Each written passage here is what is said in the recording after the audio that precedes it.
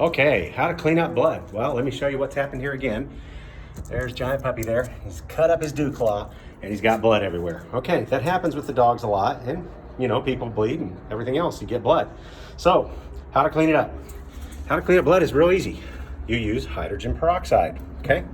Hydrogen peroxide, you put it on the blood right there. And you can see it's already fizzing up, just like you would put it on your arm or something when you have a cut. And then you just take the brush, scrub it, and it's gone. Now for carpet, you just put it on the carpet, okay? And then you want to let it fizz, scrub it a little. Then you want to wipe it up with a rag. On walls, brick, house walls, anywhere. If you want to wipe it off, you just get some hydrogen peroxide, put it in a spray bottle, or just dump it on there, okay?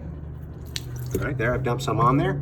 You're gonna scrub it in real quick and just wipe it off, okay? I learned this from a veterinarian. Hydrogen peroxide will take blood out of anything, and it works for me. Good luck, God bless, and goodbye.